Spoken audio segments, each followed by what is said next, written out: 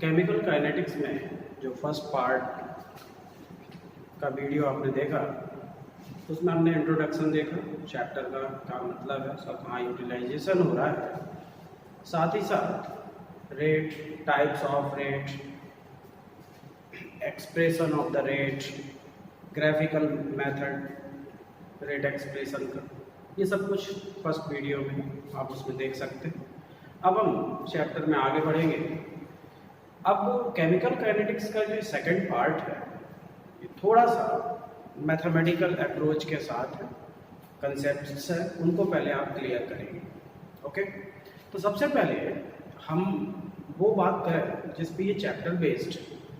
जैसे आपको मालूम है कि आपने 11th में इक्विलिब्रियम में स्टडी किया है लॉ ऑफ मास एक्शन, और यहाँ पर काइनेटिक्स में हम जो कंसेप्ट को अप्लाई करते हैं उस कंसेप्ट को कहते हैं लॉ ऑफ मास एक्सप्रेशन या law of rate expression, law of rate expression. तो लॉ ऑफ मास एक्शन और लॉ ऑफ रेट एक्सप्रेशन में ऐसा क्या बारीक डिफरेंस है जिसको समझने के बाद आप चैप्टर को बहुत अच्छे से समझ पाएंगे। तो इम्पोर्टेंट बात यह है कि फर्स्ट अगर मैं लॉ ऑफ मास एक्शन की बात करूं तो लॉ ऑफ मास एक्शन में हमने ये सीखा कि ये जो नियम है ये रिएक्टेंट मॉलिक्यूल के लिए, किसी भी रिएक्शन में जो रिएक्टेंट मॉलिक्यूल्स होते हैं उन रिएक्टेंट मॉलिक्यूल्स के अकॉर्डिंग हम कुछ एक्सप्रेशन देते हैं, वो है लॉ ऑफ मास एक्शन, जिसके अंतर्गत हमने ये सीखा था कि किसी भी रिएक्शन की जो रेट होती है वो हमेशा रिएक्शन में प्रेजेंट रिएक्टेंट मॉलिक्यूल के कंसंट्रेशन के प्रोडक्ट के प्रोपोर्शनल होती है। ओके, किसी भी रिएक्शन की रेट हमेशा रिएक्शन के रिएक्टेंट मॉलिक्यूल्स के कंसंट्रेशन के प्रोडक्ट के प्रोपोर्शनल होती है। और अगर इस रिएक्शन में स्टोइकियोमेट्रिक रेशियो या नंबर ऑफ मोल्स एक्सप्रेस कर दिए जाए तो ऐसे केस में ये जो नंबर होंगे ये कंसंट्रेशन के एक्सपोनेंट पावर के रूप में यूज होंगे। तो हम इस नियम को ये कह सकते हैं कि according to law of mass action the rate of any reaction is always directly proportional to the product of concentration of reactant molecules given the equation, and if in the equation balanced equation stoichiometric ratios or number of moles of the reactant molecules are given, then these numbers are the raised to the power of concentration of the reactant molecules. Clear?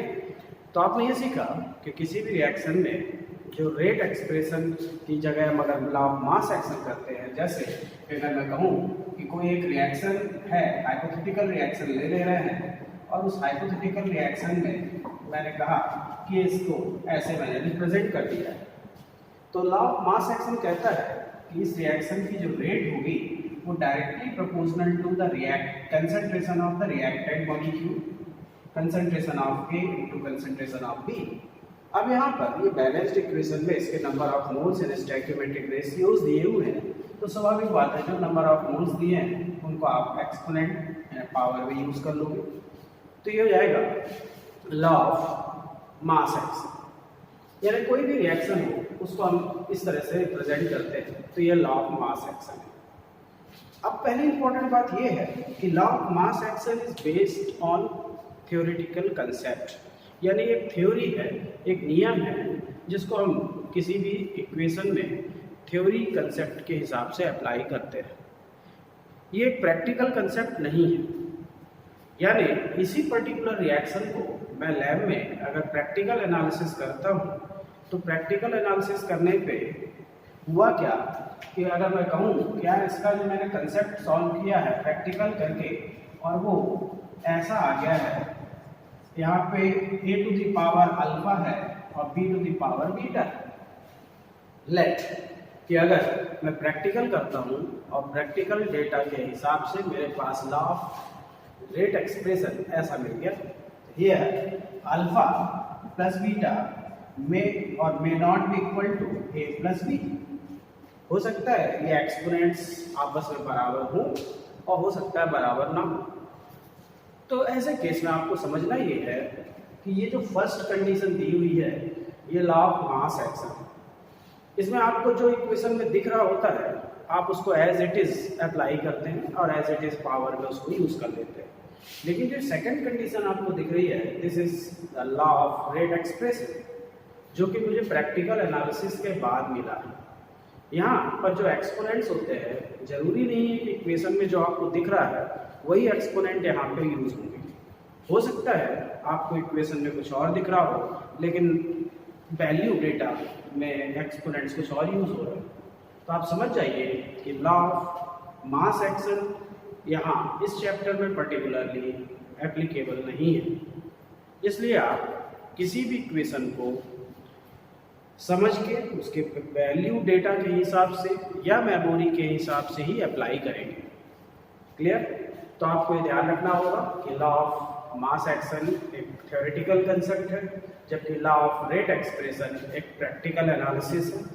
Law of mass action में जो equation दिया होता है उसके exponents molecular ratio या stoichiometric number as such use करते हैं, जबकि लॉ ऑफ मास एक्सप्रेशन की जगह हम लॉ ऑफ रेट एक्सप्रेशन अगर चलते हैं तो यहाँ पर प्रैक्टिकल एनालिसिस करते हैं और प्रैक्टिकल एनालिसिस कर लेने के बाद जो नंबर मिलते हैं वही नंबर एक्सपोनेंट पावर में यूज होते हैं।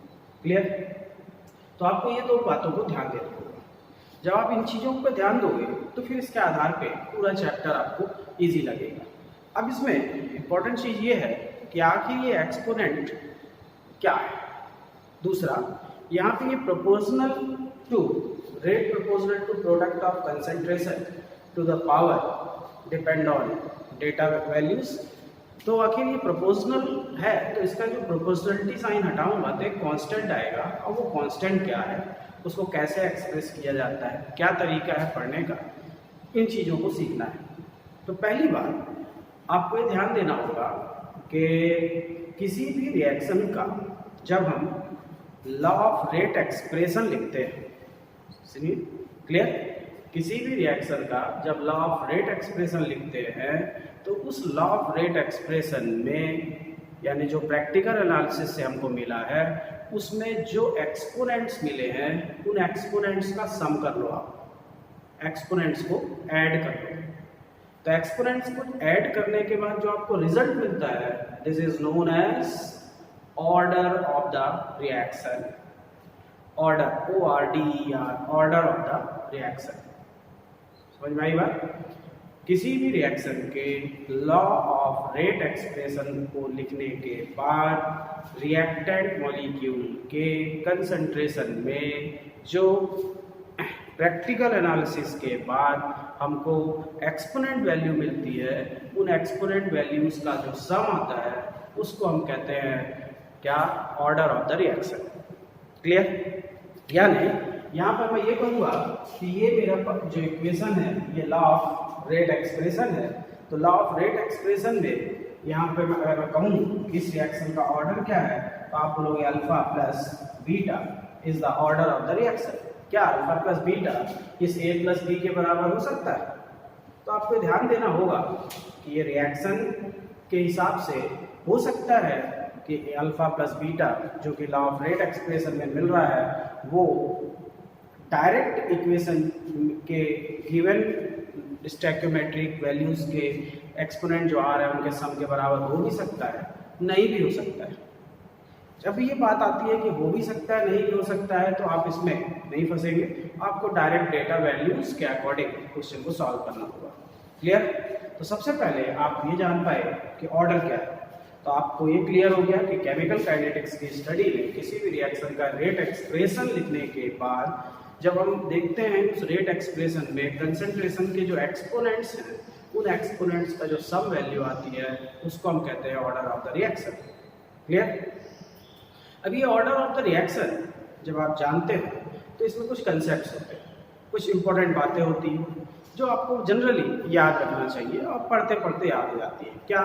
तो पहली बात तो आपको ये क्लियर हो गया कि order of the reaction is the sum of exponents of the concentration in the rate expression equation। Clear? Second बात अगर मैं कहूँ कि ऑर्डर की वैल्यू कैसी होती है, क्या होल नंबर होती है, क्या फ्रैक्शनल होती है? तो आप बोलोगे किसी भी रिएक्शन का जो टोटल ऑर्डर आता है वो हमेशा होल नंबर होता है और फ्रैक्शनल भी हो सकता है। ओके, किसी भी रिएक्शन का ऑर्डर होल नंबर भी होता है, फ्रैक्शनल भी होता है। मोस्ट ऑफ केसेस में होल नंबर ही है, लेकिन वैल्यूज दोनों आ सकती हैं, यानी 1 भी आ सकता है, 1.5 भी आ सकता है, 2 भी आ सकता है, 2.5 भी आ सकता है, 0 भी आ सकता है, 3 भी आ सकता है। लेकिन रिएक्शन का जो ऑर्डर वैल्यू होती है वो 0 से लेके 3 तक होती है, यानी 0 से कम नहीं, 3 से ज़्यादा नहीं। रिएक्शन की बात कर रहा हूँ कि पूरी कंप्लीट रिएक्शन की। अब आप ये जानते हो कि x + y = 0 है, तो हो सकता है कि x की वैल्यू नेगेटिव हो, पॉजिटिव हो, 0 से कम है तो नेगेटिव है, आप जानते हो, फ्रैक्शनल है, होल नंबर है। तो जो ऑर्डर है वो समेशन है, तो समेशन में इंडिविजुअल कुछ भी हो सकता है, लेकिन जो टोटल रिजल्ट आएगा उसमें आपको ध्यान रखना होगा कि किसी भी रिएक्शन का ऑर्डर जो होता है वो होल नंबर भी हो सकता है, फ्रैक्शनल भी हो सकता है। किसी भी रिएक्शन का ऑर्डर की वैल्यू 0 से लेकर 3 तक होती है। 0 का मतलब 0 order reaction, 1 first order, 2 second order, 3 third order reaction हम पढ़ते हैं। और अगर कहीं फ्रैक्शनल मिलता है, जो कि बहुत ही सेलेक्टेड और टिपिकल एग्जाम्पल होंगे जो आगे मैं बात करूंगा, वो कहलाएंगे फ्रैक्शनल ऑर्डर रिएक्शन। क्लियर? किसी भी रिएक्शन का जो ऑर्डर होता है वो रेट कांस्टेंट, ये बहुत इंपॉर्टेंट टर्म है, रेट कांस्टेंट के यूनिट को डिस्क्राइब करता है। कैसे? जस्ट वेट, 2 मिनट बाद इसके बारे में बात करते हैं कि किसी भी रिएक्शन का ऑर्डर हमेशा रिएक्शन की रेट कांस्टेंट की यूनिट को डिस्क्राइब करता है या उसके बारे में मैथमेटिकली आपको समझाता है। वो देखेंगे आगे। किसी भी रिएक्शन में ये ऑर्डर जब पढ़ लेते हो आप, तो एक और टर्म आती है मॉलिक्यूलरिटी। मॉलिक्यूलरिटी सीधा है कि जो नंबर ऑफ मॉलिक्यूल्स हैं, उन मॉलिक्यूल्स का जो सम आएगा स्लोएस्ट स्टेप में, उनके सम को हम कहते हैं मॉलिक्यूलरिटी, जिसको हम आगे डिस्कस करेंगे। तो किसी भी रिएक्शन में जो ऑर्डर होता है और जो मॉलिक्यूलरिटी होती है वो इक्वल हो भी सकती हैं और नहीं भी हो सकती। कैसे, ये सब डिटेल आगे बात करेंगे, लेकिन अभी इनके बारे में खास बातें हो गई कि ऑर्डर के बारे में जब आप बात करते हो तो आपको क्लियर हो गया कि किसी भी रिएक्शन का ऑर्डर जो होता है वो रेट एक्सप्रेशन इक्वेशन के रिएक्टेंट मॉलिक्यूल के जो एक्सपोनेंट्स आते हैं, उन एक्सपोनेंट्स के सम को हम ऑर्डर ऑफ द रिएक्शन कहते हैं। ये order of the reaction whole number भी हो सकता है, फ्रैक्शनल भी हो सकता है, लेकिन ये वैल्यू 0 से 3 तक ही होती है, 0 to 3 तक ही वैल्यू पॉसिबल होती है। किसी भी रिएक्शन के अगर हमको ऑर्डर की वैल्यू मालूम है तो उससे हम रिएक्शन के रेट कांस्टेंट की यूनिट को बता सकते हैं। कैसे, वो आप देखोगे आगे। और अब किसी भी रिएक्शन की मॉलिक्यूलरिटी, जो कि sum of the number of the molecules है इन स्लोएस्ट स्टेप, वो हमको अगर मालूम है तो हम उस रिएक्शन के बारे में ये बोल सकते हैं कि यार इसकी जो ऑर्डर आएगी और मॉलिक्यूलरिटी आएगी, हो सकता है सेम और हो सकता है सेम ना हो। तो थोड़ा सा यही ध्यान देना होता है इस चैप्टर में कि आपको डीप नॉलेज होना चाहिए, परफेक्ट नॉलेज होना चाहिए, क्योंकि बहुत हार्मफुल होता है जब ऐसी बातें आती हैं कि हो सकता है, नहीं भी हो सकता है, तो यहाँ पर आदमी परेशान होता है। और ऐसे में हमेशा ऑब्जेक्टिव क्वेश्चन में माइनस मार्किंग में बहुत नुकसान होता है। ओके, क्लियर है बात? अब हमको जब ऑर्डर के बारे में मालूम हो जाता है तो यहाँ पर एक शब्द मैंने कहा, रेट कांस्टेंट। अब ये रेट कांस्टेंट क्या है, कैसे पढ़ा जाता है, इसका क्या मतलब है, इसका एक्सप्रेशन क्या है।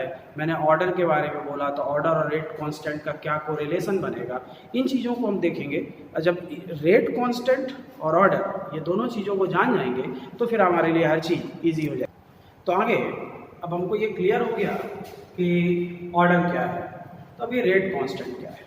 तो ध्यान दीजिएगा कि जैसे मान लें मैंने कहा कि कोई एक हाइपोथेटिकल रिएक्शन हो रही है और हाइपोथेटिकल रिएक्शन में ये हमको प्रोडक्ट मिल रहा है। तो इस हाइपोथेटिकल रिएक्शन A + BB में अगर मैं इसका लॉ ऑफ मास एक्शन की जगह लॉ ऑफ रेट एक्सप्रेशन लिखता हूँ प्रैक्टिकल एनालिसिस गिवन डेटा के हिसाब से, तो आप बोलोगे इस रिएक्शन का जो रेट है proportional to concentration of A to the power A है और concentration of B to the power B है। ये अब ये मान के चल रहा है कि लॉ ऑफ रेट एक्सप्रेशन है, जो कि A और B की वैल्यू अभी अननोन है। तो ये तो क्लियर हो गया कि यहाँ पर A + B की जो सम वैल्यू है वो है ऑर्डर, जो कि हमें जो दिख रहा है वो हो भी सकता है, नहीं भी हो सकता है, वो तो हम आगे वैल्यूज के हिसाब से सॉल्व करेंगे। अब मैं अगर ये प्रोपोर्शनलिटी साइन हटा दूँ तो आप बोलोगे कि एक कांस्टेंट आ गया। अब ये के क्या कहलाता है, तो यही के इस चैप्टर में सबसे इंपॉर्टेंट टर्म है और इसको हम कहते हैं क्या है, रेट कांस्टेंट। क्या, रेट कांस्टेंट या वेलोसिटी कांस्टेंट भी इसको हम कह सकते हैं। इसको हम स्पेसिफिक रेट कांस्टेंट भी कह सकते हैं, लेकिन जनरल लैंग्वेज में हम इसको रेट कांस्टेंट बोलेंगे और इस रेट कांस्टेंट के अकॉर्डिंग ही पूरी पढ़ाई की जाएगी। तो अब हमको अगर इस इक्वेशन पे ध्यान लगाए तो हमको ये मालूम हो गया कि रेट इज इक्वल टू के into concentration of reactant with their exponents. तो मैं इस के को डिफाइन करना चाहता हूँ। तो आप जानते हो मैथमेटिकली या फिजिक्स के हिसाब से अगर चले और मेरे को के डिफाइन करना है तो मैं बोल दूंगा कि late concentration of A and concentration of B are unity or 1 mole per liter। अगर मैं ऐसा कर लेता हूँ तो मेरे को मिलेगा rate is equal to k, rate is equal to k, यानी rate is equal to rate constant मिल गया। अब जब rate is equal to rate constant की वैल्यू मिल गई मुझे, तो अब आप बोलोगे कि ऐसे केस में जब हम कैलकुलेशन करेंगे तब कैलकुलेशन करते समय अब ये तो क्लियर हो गया कि rate is equal to rate constant है, तब इसको मैथमेटिकली कैसे रिप्रेजेंट करें या डिफाइन करें। तो आप देख पा रहे हो कि जब rate is equal to rate constant है तो आप कैसे डिफाइन करोगे, ये तो आपको एक मालूम होगा। तो आप बोलोगे कि rate constant of any reaction, rate constant of any reaction is always equal to the rate of the reaction when the concentration of the reactant molecules is unity or taken 1 mole per liter। Clear? The rate constant of any reaction is always equal to the rate of the reaction when the concentration of the reactant molecules are taken unity or 1 mole per liter। Clear? जब आपको ये चीज़ मालूम हो गई कि rate constant की जो value है वो आप रेट के बराबर करके डिफाइन कर लिए, क्लियर हो गया। अब जब आप रेट कांस्टेंट को जान गए तो आप इसके बारे में और, तो रेट कांस्टेंट जो है इसकी बहुत सारी मैथमेटिक्स होगी, बहुत ज़्यादा ऊंचे दर्जे के क्वेश्चन होंगे, लेकिन कैसे होंगे उसको सीखने के लिए अब स्टेप बाय स्टेप आगे बढ़ना होगा। तो अभी हमने सीखा ऑर्डर ऑफ द रिएक्शन, और जब ऑर्डर ऑफ द रिएक्शन की बात कर रहे थे तो मैंने कहा था कि यार किसी भी रिएक्शन के जो रेट कांस्टेंट होता है उस रेट कांस्टेंट की यूनिट जो होती है, रेट कांस्टेंट की यूनिट हमेशा ऑर्डर से निकाली जाती है। यानी अगर मुझे ऑर्डर मालूम होगा तो मैं रेट कांस्टेंट की यूनिट निकाल लूँगा। ये जो क्वेश्चन है रेट कांस्टेंट की यूनिट, ये हमेशा ऑब्जेक्टिव में आता है। आईआईटी हो, नीट हो, 12th हो, ऑब्जेक्टिव क्वेश्चन में ये आता है। तो आपको या तो प्रूव करते बने, और अगर आपको बनता है तो एट अ टाइम आप उसकी यूनिट का एक जनरल इक्वेशन तो बना के याद रख सकते हैं, और जब वैल्यू आए उसको पुट करो, आंसर आएगा। कैसे देखते हैं आप। तो मैंने ये कहा कि अगर मुझे ऑर्डर की वैल्यू मालूम है तो मैं रेट कांस्टेंट की जो यूनिट है वो आपको बता सकता हूँ। तो कैसे बता सकता हूँ, इसके लिए थोड़ा सा दिमाग लगाओ। चलिए मान लेते हैं कि कोई एक हाइपोथेटिकल रिएक्शन हो रही है ए टू प्रोडक्ट, जहां पे इसका रेट एक्सप्रेशन जो है k concentration of A to the power n. Clear? अब बोले यार ये एन क्या है, तो बोले एन इज द ऑर्डर। अब ऑर्डर की वैल्यू क्या है वो तो मुझे पता नहीं है, लेकिन मैं ये मान के चलूंगा कि ये जो ऑर्डर की वैल्यू आएगी ये 0 होगी, 1 होगी, 2 होगी या 3 होगी। जनरल इक्वेशन में 0 order, first order, second order और थर्ड ऑर्डर ही यूज होता है। तो आप बोलोगे चलो मैं ऐसा करता हूँ कि रेट तो मुझे मालूम है कि dc/dt होता है के, और ये है क्या, ये है concentration of A to the power n. तो ये क्या हो जाएगा, बोलोगे आप कंसंट्रेशन अपॉन टाइम हो जाएगा इज इक्वल टू के, और इसको अपन शॉर्ट में कंसंट्रेशन ही लेके चलते हैं। अब आप देख रहे हो कि ऐसा कर लेने के बाद मैं क्या करता हूँ कि कंसंट्रेशन और कंसंट्रेशन को अगर हटा दूँ तो 1/टाइम is equal to k concentration to the power n-1 होगा। होगा। अब जब मैं ये वैल्यू गेन कर लेता हूँ तो अब मुझे के की यूनिट चाहिए। तो जब के की यूनिट चाहिए तो आप क्या करोगे, ध्यान दो। तो अब के की यूनिट चाहिए तो मैं इसको ऐसे भी बोल सकता हूँ कि a is equal to 1 time, ऐसे भी लिख सकता हूँ। तो के चाहिए तो ये वैल्यू कहाँ जाएगी, इनवर्स में जाएगी। इनवर्स में जाएगी तो इनवर्स को अपन डायरेक्ट लिख दें तो क्या हो जाएगा, के कंसंट्रेशन n-1 का होल इनवर्स अगर था तो उसको मैं अब लिख सकता हूँ क्या, 1 माइनस है। टाइम इनवर्स में है तो यहाँ पे मैं लिख दूंगा टाइम इनवर्स। अब मैं बोलूंगा तो कंसंट्रेशन की तो वैल्यू की यूनिट सबको मालूम होती है, तो क्या होगी, बोलोगे आप यार मेरे पास के, तो कंसंट्रेशन की वैल्यू होती है क्या, mole per litre to the value of to power 1 minus n, और टाइम की जनरल यूनिट तो आप वही लेके चलोगे जो आप जानते हो, सेकेंड इनवर्स। इस तरह से हमारे पास ये फार्मूला आ गया, और ये फार्मूला हमको बताता है कि किसी भी ऑर्डर के रेट कांस्टेंट का यूनिट है क्या है, mole per litre to the power 1 minus n into second inverse. अब जब मुझे ये मालूम है कि ये जनरल इक्वेशन है, कई बार तो ये जनरल इक्वेशन ही क्वेश्चन के फॉर्म पे आया है कि आप जनरल इक्वेशन को बता सकते हो, तो फिर आप उसमें वैल्यू रख के अपने आप अलग अलग ऑर्डर का आंसर बता सकते हो। तो जब मुझे जनरल इक्वेशन मालूम है तो अब मैं इस जनरल इक्वेशन को कन्वर्ट करता हूँ और अलग अलग ऑर्डर की रिएक्शन के बारे में अगर बात करें, क्या आएगा, यूनिट क्या आएगी, तो आप बोलोगे कि जनरल यूनिट का इक्वेशन मिल गया मुझे, mole per litre to the power 1 minus n, और टाइम के लिए मैंने यूज किया है सेकेंड यूनिट, तो सेकेंड इनवर्स। अब मैं कहूँ कि अगर मेरा जीरो ऑर्डर की रिएक्शन हो रही है तो n इज इक्वल टू 0 होगा, तो k की यूनिट क्या बनेगी, mole per litre 1 minus 0 second inverse. Common sense है, ये होगा mole litre inverse second inverse, यानी mole per litre per second is the unit of zero order. Mole per litre per second और किसी चीज की यूनिट होती है, बोले हाँ, रेट की यूनिट होती है। यानी जीरो ऑर्डर रिएक्शन में जो रेट की यूनिट है वही रेट कांस्टेंट की यूनिट है, दोनों की वैल्यू बराबर आती है। जो रेट की यूनिट होती है वही रेट कांस्टेंट की यूनिट। क्लियर? तो रेट की वैल्यू यूनिट और रेट कांस्टेंट की यूनिट बराबर आ गई। अब मैं यही पे कह दूं कि यार n इज इक्वल टू 1 है। अब अगर n इज इक्वल टू 1 है तो स्वाभाविक बात है आप इसको परफेक्टली सॉल्व कर सकते। अब n इज इक्वल टू अगर 1 है तो आप बोलोगे कि k की unit mole per litre to the power 1 minus 1 second inverse. तो mole per litre to the power 0 यानी खत्म, तो सिर्फ बचा क्या, सेकेंड इनवर्स। यानी जो फर्स्ट ऑर्डर होगा उस फर्स्ट ऑर्डर की यूनिट हमेशा सिर्फ सेकेंड इनवर्स होगी। सिमिलरली आप सेकेंड ऑर्डर और थर्ड ऑर्डर के लिए भी वैल्यू बता सकते हैं। तो आपको ये क्लियर है पहले बात।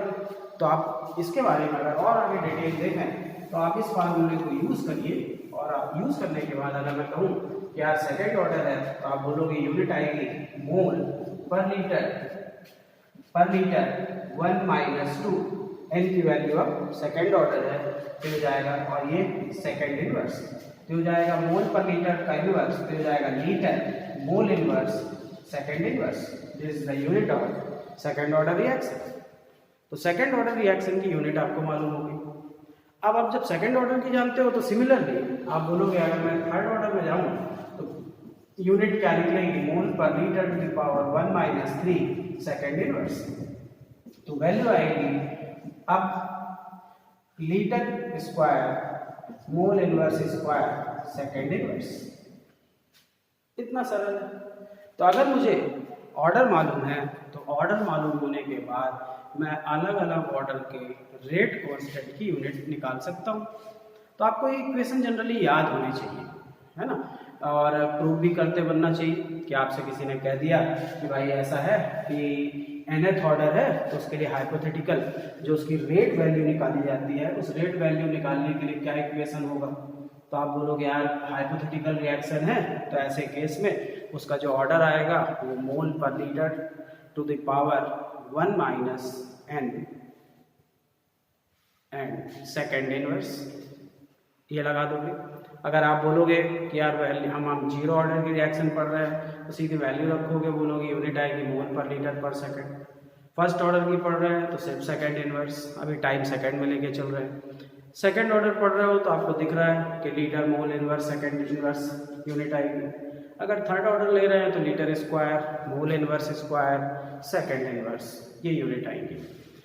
तो ये बहुत एक इम्पॉर्टेंट बात है कि किसी भी रिएक्शन के ऑर्डर मालूम होने के बाद उसकी यूनिट आपको याद हो।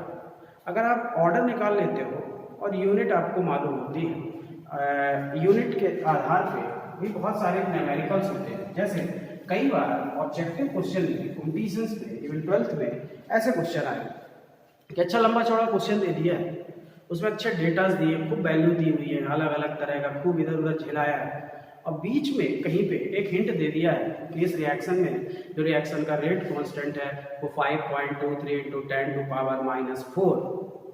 10⁻⁴ मोल पर लीटर पर सेकंड है, और ये है वो है, खूब लिखा है। और बोला बताओ इसकी ऑर्डर क्या होगी। तो जो पढ़ा लिखा स्टूडेंट है वो तो बोलेगा यार के की वैल्यू दे रखी है और के की वैल्यू दे रखी है तो यूनिट जो है मोल पर लीटर पर सेकंड दिया है और ये तो यूनिट जीरो ऑर्डर की होती है, दैट्स इट। सीधे वो टिक लगाएगा, बोले तो जीरो ऑर्डर की रिएक्शन है। कोई बड़ा क्वेश्चन दे दिया जाए, आपको बोल दिया जाए कि यार रेट कांस्टेंट की वैल्यू आई है और रेट कांस्टेंट जो है वो 6 × 10⁻⁻⁶ सेकंड इनवर्स है, और भी कुछ इधर उधर दे दिया जाए डेटा बेस्ड, और बोले चलो ऑब्जेक्टिव क्वेश्चन है बताओ ऑर्डर कितना है। आप देखोगे तुरंत बोलोगे यार के की वैल्यू की यूनिट है, रेट कांस्टेंट की वैल्यू जो यूनिट आ रही है वो सेकंड इनवर्स है, यानी पक्का ये रिएक्शन फर्स्ट ऑर्डर की। क्लियर। अब जब आपको ये सब मालूम होता है कि रेट कांस्टेंट मालूम हो गया, उसकी यूनिट आप निकाल सकते हो, तो अब ये ऑर्डर को हम कैसे पढ़ें। तो ये ऑर्डर के कई तरीके होते हैं कि इनको डिस्क्राइब किया जाता है अलग अलग फॉर्म में अलग अलग तरीके से। तो जैसे मैंने कहा कि वैसे तो ऑर्डर होल नंबर और फ्रैक्शनल दोनों हो सकते हैं, लेकिन जनरल केसेस में हम जब एनालिसिस पढ़ते हैं तो हमेशा होल नंबर वैल्यूज़ को लेके चलते हैं और zero order, first order, second order और थर्ड ऑर्डर इस तरह की रिएक्शन पढ़ते हैं। अब बोले यार चलो इनके बारे में कुछ बात करें। तो बोले यार चलो मैं शुरुआत करूँ कि जीरो ऑर्डर रिएक्शन क्या है। अब जीरो ऑर्डर रिएक्शन क्या है इसको सीखना है अगर आपको, तो आप पहले तो आप डिफिनीशन बोलोगे कि यार जो रेट है वो क्या है, proportional to concentration to the power n, यानी ऑर्डर है, और ऑर्डर की वैल्यू जीरो है। जब जीरो है तो आप बोलोगे यार रेट जो है वो कंसंट्रेशन पे डिपेंड ही नहीं कर रही है, यानी all the chemical reaction in which the value of rate not depend upon the concentration of the reactant molecules are considered as in zero order reaction or considered as the example of zero order reaction। हर वो reaction जिसमें rate of the reaction reactant के concentration पर depend नहीं कर रही हैं वो सभी रिएक्शन जीरो ऑर्डर की रिएक्शन मानी जाएंगी। क्लियर। कौन सी ऐसी रिएक्शन होंगी, इनको कैसे याद रखें, तो आपको बहुत ज़्यादा मेमोरी बेस्ड हिसाब नहीं चलना है, आपको दिमाग ये लगाना है कि ऐसी रिएक्शन को समझने के लिए वही बात हो गई कि जैसे आप छोटे बच्चा क्वेश्चन पूछता है दूसरे से कि अगर धूप में कपड़े सूख रहे हैं और 1 घंटे में 10 शर्ट सूख जाते हैं तो आप बताओ 20 शर्ट सूखने में कितना टाइम लगेगा। तो आप बोलते हो धूप तो एक बराबर है तो 10 भी उतने टाइम में सूखेगा, 20 भी उतने टाइम में सूखेगा। सिमिलरली यहाँ पे भी वही बात हो गई कि ऐसी रिएक्शन जो फोटोकेमिकल नेचर की है, हर वो रिएक्शन जो फोटोकेमिकल नेचर की है वो जीरो ऑर्डर कैटेगरी में हम डिस्क्राइब करेंगे। यानी जिन रिएक्शन में HNu, photon, sunlight, UV light इस तरह के कंडीशन दी होंगी एरो के ऊपर, आप समझ जाना ये जीरो ऑर्डर की रिएक्शन है। इसके अलावा जो इक्विलिब्रियम में जो मोस्ट ऑफ द रिएक्शन आती हैं वो भी जीरो ऑर्डर में आती हैं क्योंकि इक्विलिब्रियम बैलेंस बन गया। तो आप जानते हो कि बैलेंस का मतलब होता है left hand is equal to right hand, यानी वो अमाउंट पे डिपेंड नहीं करता कि once the equilibrium is achieve तो आप बोलते हो there is no effect of concentration. तो आप यहाँ पे ये कहोगे कि जो रिएक्शन इक्विलिब्रियम कंडीशन की हैं वो जीरो ऑर्डर में आ जाएंगी। टिपिकल एग्जांपल है तो आपको याद रखना चाहिए वो हैवर प्रोसेस, में जो आप रिएक्शन पढ़ते हो कि N2 + 3H2 = 2NH3, ये टिपिकल जीरो ऑर्डर का एग्जाम्पल है। कॉम्पिटिशन्स में बहुत पूछा जाता है, तो आप कुछ तो मेमोरी की जरूरत यहाँ पे पड़ती है जब एग्जाम्पल आप पढ़ते हो, ठीक है। बाकी इनमें ज़्यादा नहीं है, बुक में जो एग्जाम्पल दिए हैं आपको 2-2, 4-4 एग्जाम्पल, उन्हीं को ध्यान रखना है। इसी तरह से अगर कोई फर्स्ट ऑर्डर की रिएक्शन की बात करते हैं तो आप समझ जाते हो कि यहाँ फर्स्ट आएगा rate directly proportional to concentration होगी। जब rate directly proportional to concentration होगी तो ऐसे केस में कुछ एग्जाम्पल होंगे। तो आपको ये ध्यान रखना होगा कि फर्स्ट ऑर्डर में जो टिपिकल एग्जाम्पल आपको बुक में दिए हैं वही 3-4 एग्जाम्पल आप देख लीजिए और उन्हीं को आप मेमोरी में रखिए। फिर भी आपको दिमाग में रखना चाहिए कि जितनी भी रेडियो एक्टिव रिएक्शंस हैं, जितनी भी न्यूक्लियर रिएक्शंस हैं, रेडियो एक्टिव रिएक्शंस हैं, वो सब की सब फर्स्ट ऑर्डर कैटेगरी में आती हैं। इसके अलावा कुछ जो टिपिकल 2-3 एग्जाम्पल दिए हैं बुक में, आपको वो पढ़ना है। सिमिलरली सेकेंड ऑर्डर और थर्ड ऑर्डर में भी बात वही होगी कि सेकेंड ऑर्डर है तो rate directly proportional to concentration of square, third order है तो rate directly proportional to the concentration of the cube. इनमें भी वही 2-2, 3-3 एग्जाम्पल दिए हैं, तो कोशिश करना है इनको याद रखना है। ज़्यादातर क्वेश्चन जो आए हुए हैं वही आते हैं, इसलिए आपको कोशिश ये भी करना चाहिए कि इधर के एग्जाम्पल की ज़्यादा अच्छा है, पीछे ऑब्जेक्टिव में देखो तो ऑब्जेक्टिव में आपको कई क्वेश्चन मिल जाएंगे जहाँ पे अलग अलग रिएक्शन में ऑर्डर पूछा है, तो उनको आपको मेमोराइज्ड करके पढ़ना पड़ता है। तो ये इतना कोशिश करना है कि अगर आप रिएक्शंस पढ़ रहे हैं तो कौन सी रिएक्शन किस कैटेगरी में है ये थोड़ा सा क्लियर हो जाएगा तो बहुत फ़ायदा होगा आपको।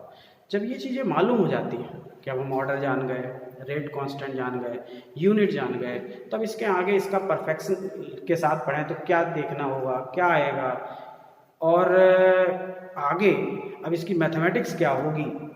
तो इसकी जो मैथमेटिक्स होगी उसके बारे में अगर बात किया जाए तो हमें ये क्लियर है कि अब हमको रेट कांस्टेंट का कंसेप्ट मालूम हो चुका है। तो अब इस रेट कांस्टेंट को अलग अलग कंसंट्रेशन से कैसे कोरिलेशन करना है, तो आपको ध्यान देना होगा कि जो हम रेट एक्सप्रेशन दे रहे हैं वो dx/dt डिफरेंशियल फॉर्म है तरह का। तो इसको इजी वे में पढ़ने के लिए हमारा जो कोर्स है उसमें दिया गया है integration rate law method, integration rate law method. Clear? अब ये इंटीग्रेशन रेट लॉ मेथड जो आप कोर्स में क्वेश्चन है वो जीरो ऑर्डर के कुछ क्वेश्चन होते हैं, जो सिलेबस में सबसे ज़्यादा क्वेश्चन आने हैं, ज़्यादातर पूछे ही जाने हैं वो फर्स्ट ऑर्डर में है, कुछ रेयर क्वेश्चन सेकंड ऑर्डर के भी दिए हुए हैं। तो फर्स्ट ऑर्डर की जो इंटीग्रेशन रेट एक्सप्रेशन है वो सबसे इंपॉर्टेंट चीज़ होती है, वही पूरे चैप्टर का बेस है। तो आखिर ये इंटीग्रेशन रेट एक्सप्रेशन कैसे किया जाता है, तो आप इसको समझने के लिए एक मैथमेटिकल स्किल की ज़रूरत पड़ेगी और इक्वेशन को इजी वे में हम बदलेंगे। तो अब ये मान लेते हैं कि चलो एक हाइपोथेटिकल इक्वेशन है और उस हाइपोथेटिकल इक्वेशन में A2 प्रोडक्ट बन रहा है, ये हम फर्स्ट ऑर्डर रिएक्शन एज्यूम करके चल रहे हैं, और इस फर्स्ट ऑर्डर रिएक्शन में जब A से प्रोडक्ट बन रहा है तब ऐसे केस में इसका इंटीग्रेशन इक्वेशन क्या होगा। तो आप बोलोगे कि अगर ऐसा हो रहा है तो ये तय हो गया कि जब रिएक्शन का ऑब्जर्वेशन किया जा रहा है तो टाइम टी टाइम पे ऑब्जर्वेशन है। अब जब वो टी टाइम पे ऑब्जर्वेशन है तो हमको ये भी क्लियर हो जाएगा कि यार इस इक्वेशन में पक्का आफ्टर टाइम टी कुछ तो अमाउंट होगी जो प्रोडक्ट में बदलेगी। तो उसको हम मान लेते हैं कि let initial concentration is A. Initial concentration अभी हम स्मॉल लेटर में ए से रिप्रेजेंट कर रहे हैं और उसका एक्स अमाउंट जो है वो प्रोडक्ट में बदल चुका है। तो जो रिमेनिंग अमाउंट है अभी वो टी टाइम पे a माइनस एक्स है। क्लियर? तो टी टाइम पर remaining amount a minus x है। तो अगर मैं अब इसको रिप्रेजेंट करूँ तो मैं बोलूँगा कि इस इक्वेशन में जो रेट एक्सप्रेशन आएगा, rate is equal to k concentration of a to the power n है। अभी हम फर्स्ट ऑर्डर लेके पढ़ रहे हैं इसलिए n की वैल्यू 1। तो स्वाभाविक बात है रेट यानी dc upon dt is equal to k concentration of a। तो जो कंसंट्रेशन है वो कितना है, बोले a माइनस एक्स है, अभी बचा हुआ है।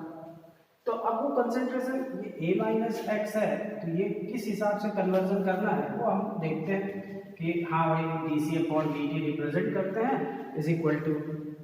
अब इसको चाहो तो आप दूसरा भी तरीका है कि आप इनिशियल कंसेंट्रेशन जो है वो ये ना मान कि a है, यही मान के चलो कि उसका इनिशियल कंसेंट्रेशन a है, तो a जो t टाइम पे at कहलाएगा, बेस में t लिख दो at। इस इक्वेशन को रीअरेंज कर लेते हैं बाय रीअरेंजिंग द इक्वेशन। तो आपको इक्वेशन को रीअरेंज करोगे तो स्वाभाविक बात है क्या मिलेगा, यहाँ पे आप चाहो तो इसको और इजी कर सकते हो क्या कि यार डी कंसेंट्रेशन तो AT upon DT is equal to K AT। अब इस इक्वेशन में आपको ये क्लियर हो गया तो आप थोड़ा सा इसको रीअरेंज कर लो और ये हो जाएगा DAT upon AT is equal to DT into K। ये इक्वेशन मिला। अब इस इक्वेशन को आप क्या करो, इंटीग्रेट कर दो by integration of the equation. तो आप बोलोगे integration of equation DAT upon AT is equal to integration of K DT। Clear. अब यहाँ पे ये जब हम एक्सप्रेशन दे रहे हैं तो आपको ये भी समझना होगा कि इस इक्वेशन में जो एक्सप्रेशन आ रहा है वो रिएक्टेंट के लिए है, और रिएक्टेंट का जो रेट एक्सप्रेशन होता है वो विद द नेगेटिव साइन होता है। तो जब विद द नेगेटिव साइन होगा तो विद द नेगेटिव साइन जब होगा तो आप ये बोलोगे कि यार मैं शुरू से ही रेट एक्सप्रेशन रिएक्टेंट के लिए ले रहा हूँ तो नेगेटिव साइन के साथ यूज करूँ। तो इसको इंटीग्रेट कर लोगे जब आप तो ये क्या मिलेगा कि DAT अपॉन AT का इंटीग्रेशन। तो आप बोलोगे यार ऐसे केस में जब इंटीग्रेशन वैल्यू सॉल्व करेंगे तो ये क्या होगी, नेचुरल लॉग यानी एक्सपोनेंशियल लॉग में बदल जाएगा। तो आप बोलोगे माइनस लॉग बेस E या is AT is equal to ये हो जाएगा KT plus C for constant, यहाँ पे आप I भी लिख सकते हो इंटीग्रेशन कांस्टेंट। अब आप बोलते हो इसी चीज को मैं लॉग ऑफ E जो लिख रहा हूँ बेस E नेचुरल लॉग भी यूज कर सकता हूँ, AT is equal to KT plus C। Clear. अब मैं बोलता हूँ यार कि मेरे को ये इक्वेशन मिल गया और ये इक्वेशन नंबर 1 है, ये इसी का फॉर्म है तो मैं इसको यूज कर रहा हूँ, और बाद में चाहो तो आप नेचुरल लॉग यूज कर लो। अगर मैं इसको यूज करता हूँ और जब ये मुझे मिल गया है तो इसको और आगे बढ़ाऊँ तो अब आप इसको देख सकते हो। जब मैं और आगे बढ़ाऊंगा तो अब मैं बोलूंगा लेट एट टाइम t। अभी तो मैंने t टाइम पे पढ़ाई की, अब मैं ये मान सकता हूँ कि लेट टाइम t जो है इज इक्वल टू 0 है, यानी जब इनिशियल रिएक्शन शुरू हुई थी तब क्या कंडीशन थी। तो आप बोलोगे ऐसे केस में जो वैल्यू आएगी वो minus log base E AT जहाँ लिखा था वो A नॉट हो जाएगा is equal to KT plus C, और यहाँ पे टाइम 0 है तो t की वैल्यू में 0 यूज कर लूँगा। क्लियर। अब मुझे C यानी कांस्टेंट इंटीग्रेशन कांस्टेंट की वैल्यू मिल गई minus log base E of A not. Clear. अब मुझे इंटीग्रेशन कांस्टेंट की वैल्यू मिल गई है minus log base E of A not. इतना क्लियर है। अब जब इंटीग्रेशन कांस्टेंट की वैल्यू मिल चुकी है तो मैं इस इंटीग्रेशन कांस्टेंट की वैल्यू को इस इक्वेशन 1 पे रख लेता हूँ, इसको इक्वेशन 2 कंसीडर कर लेते हैं। तो put the value of equation 2 in equation 1। तो आप बोलोगे अब ऐसा करने पे log base E of AT is equal to KT minus log base E of A naught हो जाएगा। क्लियर।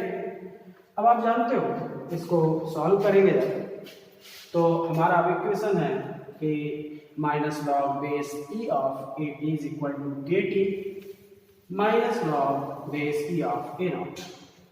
अब इस इक्वेशन में अगर मैं कहूँ कि यार मुझे KT सॉल्व करना है तो आप बोलोगे KT इज इक्वल टू क्या होगा, तो KT सॉल्व करोगे तो ये उधर जाएगा तो पॉजिटिव हो जाएगा, तो हो जाएगा log base E of A not minus log base E of AT।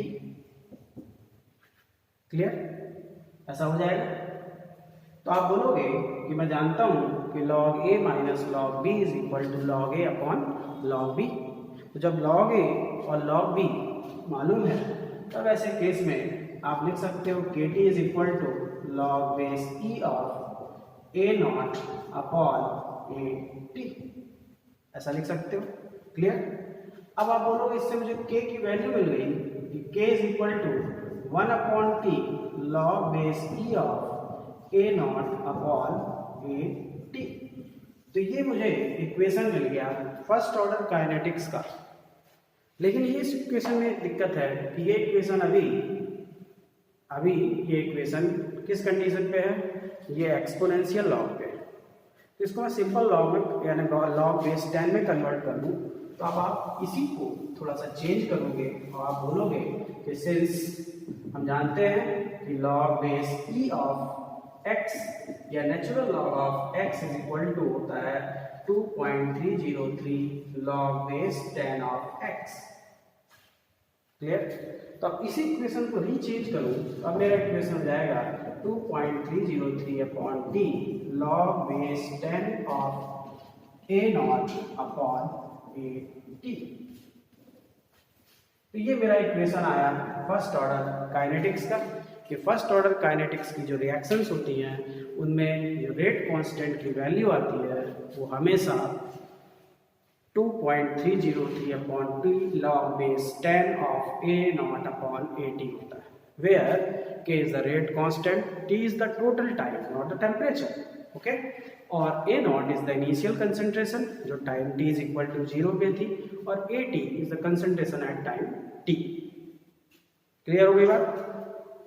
तो अब आपको जब ये इक्वेशन मालूम हो गया कि भाई हमारा जो फर्स्ट ऑर्डर काइनेटिक्स का रेट ला इक्वेशन ये, अब इस फर्स्ट ऑर्डर काइनेटिक्स के रेट ला इक्वेशन को मालूम हो जाने के बाद आप इसको और इजी कर सकते हो, इसका वर्जन चेंज कर सकते हो। तो आप बोलोगे कि अब इसी इक्वेशन को मैं ये मान लेता हूँ कि भाई ऐसा है कि लेट जो a नॉट है उसको अब मैं a मान लेता हूँ जो कि जनरली बुक्स में इस हिसाब से दिया है। तो और ये मान लेता हूँ कि आफ्टर टाइम t लेट x amount is changed into the product। ऐसा मान लेते हैं कि x अमाउंट प्रोडक्ट में बदल गया है। तो आफ्टर टाइम t जो रिमेनिंग अमाउंट थी at उसको मैं क्या लिखूंगा a माइनस एक्स। तो बस अब आप वही इक्वेशन जो आपके पास था कि k is equal to 2.303 upon T log base 10 of a naught, तो वहाँ पे a ले लो, अपॉन a t तो वहाँ पे a माइनस एक्स ले लो। तो ये इक्वेशन हो गया। तो आपकी इच्छा है या आपके टीचर जैसा डिमांड करते हैं, बाकी कॉम्पिटिशन्स पे ये बहुत बड़ा दिक्कत नहीं है कि आप क्या करते हो, किस इक्वेशन किस हिसाब से पढ़ते हो, एटलीस्ट रिजल्ट और वैल्यू तो वही आनी है। तो फर्स्ट ऑर्डर काइनेटिक्स के रेट कांस्टेंट का इंटीग्रेशन फॉर्म सॉल्व होने पे हमें वैल्यू मिलती है k is equal to 2.303 upon T log base 10 of a upon a minus X. अब इसमें सबसे बड़ी दिक्कत ये है कि न्यूमेरिकल्स आते हैं और न्यूमेरिकल्स के साथ साथ इनकी थ्योरी कंसेप्ट भी यूज होता है। अब प्रॉब्लम ये है कि अगर आपको छोटे मोटे लॉग नहीं मालूम है तब तो फिर बहुत दिक्कत हो जाएगी, बहुत ज़्यादा प्रॉब्लम आएगी। तो इसके क्वेश्चन और इसकी कंडीशन को बनाना है, क्रिएट करना है कि आखिर क्या क्या कंडीशन हुई, कैसे कंडीशन अप्लाई होती है। तो वहाँ पे आपको छोटे मोटे लॉग तो बनने ही पड़ेंगे। अब छोटे मोटे लॉग का मतलब कम से कम कुछ बेसिक्स तो बनने चाहिए, कि आपको पहले भी बताया था, लेकिन फिर भी कि अगर लॉग में जो जनरल यूज़ है वो कि बोले यार कि लॉग की वैल्यूज़ अगर मैं वो अप टू 10 तो याद ही होना चाहिए, फिर उसके बाद आप उसका कन्वर्जन कर लेते हो।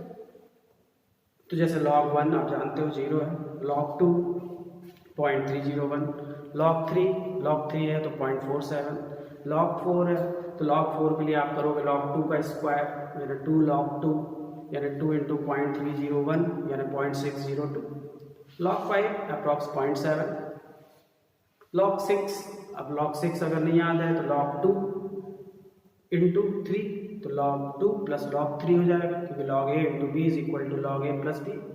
तो log 2 प्लस log 3, log 2 की वैल्यू आपको मालूम है 0.301, log 3 की वैल्यू मालूम है 0.47, इनका सम कर लोगे तो log 6 की वैल्यू 0.771, log 7 0.84, log 8 आपको चाहिए तो आप क्या कर लोगे, log 2 का क्यूब कर लोगे, सॉल्व करोगे तो 3 log 2, 3 इंटू log 2, 3 इंटू 0.301 तो 0.903, log 9 तो log 3 का स्क्वायर कर लोगे आप, 3 का स्क्वायर सॉल्व करोगे तो 2 log 3, 2 into log 3 0.47, 2 into 0.47 solve कर लोगे तो 0.94 आ जाएगा।